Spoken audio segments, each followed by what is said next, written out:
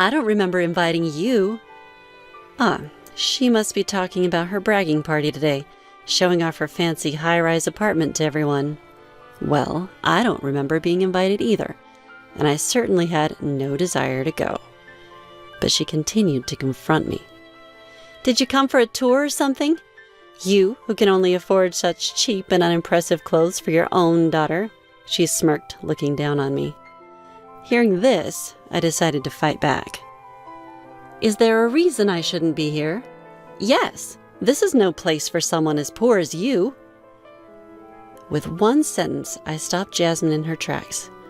As my words sunk in, her face turned ashen, then quickly flushed with anger. She couldn't believe what I had said and called me a lying bastard, which was rather amusing. My name is Alan, and I'm a homemaker. I did want to work, but at my husband's request, I decided to focus on our home. But every day is filled with joy as I work hard for my family. My loving husband, our dear daughter, and I lead a life full of love and dedication. This story took place a few years after my daughter was born. She had grown up, and it was time for her to attend preschool. Among several options, my husband and I chose the preschool where we believed our daughter could grow freely. At first, she was a little nervous, but she soon made many friends and enjoyed her days at preschool. I also made new friends, other moms, thanks to our children's friendships. But not all of these connections were pleasant. While most of them were kind, there were a few who always tried to one-up everyone else. The leader of this pack was Jasmine. According to other parents, Jasmine was a homemaker too, but her husband worked at a famous company. She seemed to brag a lot about being the wife of an employee at such a notable firm. Her stories were always about luxurious hotels, trips abroad, or buying designer items. Just recently, I had to listen to her boast about her lunch at a renowned chef's restaurant. While Jasmine seemed to have a few friends among the moms, I didn't want much to do with her. But it seems like we can't always choose who we encounter. On holiday, I took my daughter to the park and unexpectedly ran into Jasmine. "Oh, hello there," she approached me. Jasmine was dressed in an elegant, tight dress with delicate, strappy mules. Everything about her screamed expensive. It was all so outstandingly flashy and beautiful. Not exactly the outfit one would expect for a park outing with a child. "Hello," I managed to respond, doing my best to hide my discomfort. She then erased her expression and stared at me. I was puzzled, wondering if I'd done something wrong. But then I realized her gaze was focused on my daughter standing next to me. Upon seeing my daughter, Jasmine chuckled in a derisive manner, looking at me with a smirk, and then she turns to me with the smirk. "Hey, where do you buy your daughter's clothes?" I wonder why she's asking. Her next line answers my question quickly. "Those clothes look quite cheap. Don't you feel bad for your daughter?" Indeed, my daughter was wearing a simple t-shirt and skinny jeans that you could find anywhere. But it's not ragged, and I never really paid it any mind, so I just chuckled and let it slide. It seems like any response I give would just invite a counter-argument, so saying anything now would only lead to a headache. Better to avoid unnecessary confrontation. Seeing my forced smile, Jasmine apparently assumed she'd hit a nerve. With a triumphant look, she said, "If you can afford anything better, let me know. I can give you some of my kids' old clothes. They're secondhand, though. If you want, I can even give you some of my clothes." I had no particular desire to accept her offer, so I responded vaguely with, "Sure, I'll keep that in mind if I ever need to." By this time, our kids were engrossed in different play equipment, so I was eager to end the conversation. "My daughter seems to want to play somewhere else, so I have to go," I told her. "Well, if you ever need help with clothes, don't hesitate to tell me." She waved flamboyantly, and we parted ways. Seeing my daughter's cheerful smile ahead of me, my irritation subsided. One day I heard Jasmine was inviting some close mom friends over to a party at her house. Apparently, she'd bought a newly built high-rise apartment with her husband's money. She probably planned to show off the apartment during her home party. I was not invited, but I had no interest in a party thrown by Jasmine and figured it would just be an opportunity for her to boast, so I didn't care. Rumor has it that there was a dress code for the dinner party. Apparently, the guests were instructed to wear ostentatious, brightly colored, and beautiful dresses, which aren't usually required at a casual home party. I also heard that moms from relatively affluent families were invited. Sure enough, looking at the guest list, there were moms with husbands working at global companies or whose families owned large pieces of land. The dress code was probably there to filter the guests. Realizing again that Jasmine judges people by their wealth, I was fed up just hearing about it. I genuinely considered how to avoid her as much as possible in the future. But as long as our kids were at the same preschool, that seemed unlikely. I hoped we'd never meet again privately, but after the recent incident at the park, I realized that we live in the same area and that it would be difficult. I wished that this problem would disappear completely someday. I even wished on a star. On another day, I found myself heading towards a high-rise apartment. I opened the automatic lock at the entrance, walked inside the building, and looked around the floor. Just then, a door creaked open. Surprisingly, the person who appeared was the haughty guardian, Jasmine. I was taken aback and stood frozen for a moment, but soon I regained my composure. Well, hello there. No matter how much I disliked her, I figured I should at least say hello. However, Jasmine didn't respond, instead staring at me with wide eyes. We exchanged glances for a while until Jasmine furrowed her brows, a clear sign of her unhidden anger, and addressed me. I don't remember inviting you. Ah, she's referring to today's party. I don't recall being invited either, nor did I want to attend. Well, I wasn't invited, I responded matter-of-factly. Apparently, she didn't appreciate my response. Jasmine continued to confront me. Why are you here if you weren't invited? Why am I here, you ask? Did you come here to tour this high-rise apartment, even though you can only afford to dress your daughter in such drab and lowly clothing? She snickered at me with disdain. Hearing that, I thought, now is the perfect moment to counter Jasmine. I carefully chose my words to throw at her. Do you think I shouldn't be here? Yes, this is not a place for someone like you. Why is that? Because for someone poor like you, well, this is actually my home. As my words overlapped with Jasmine's, her movements came to a complete halt. Her face turned pale when she realized what I had said. She probably hadn't expected that response at all.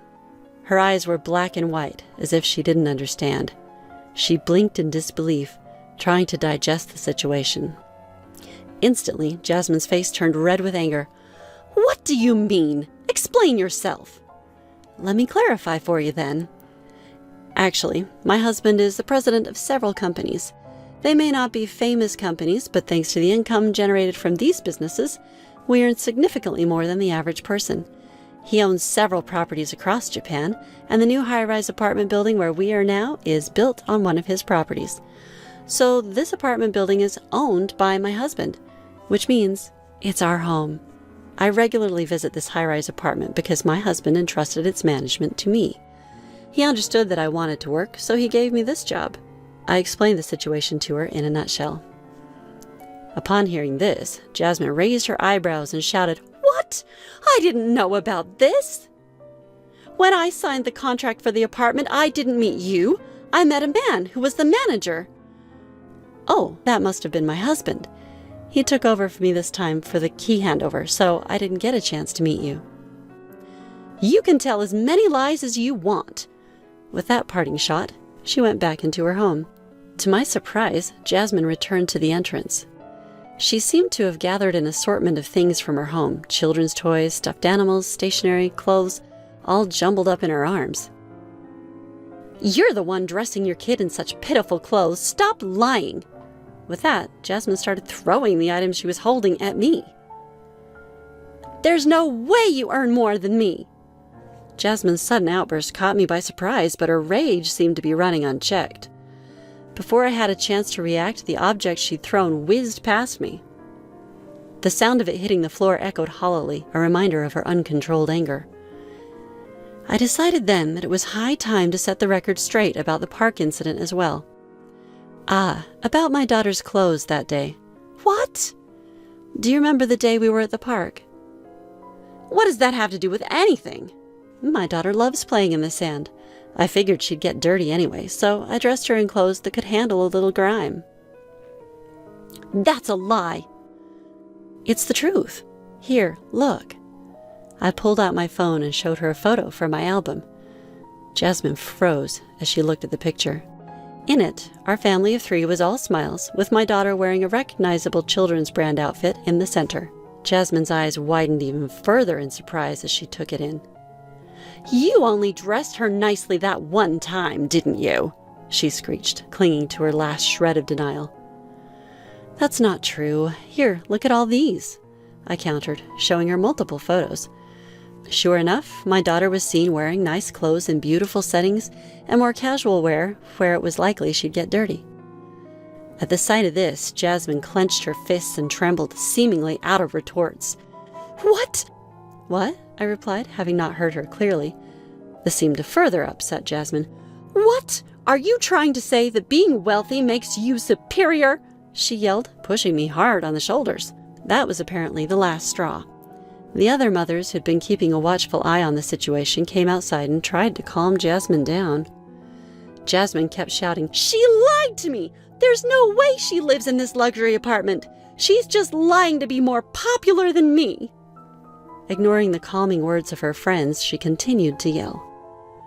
After a while, perhaps exhausted from the constant shouting, Jasmine finally quieted down, catching her breath in heavy gasps.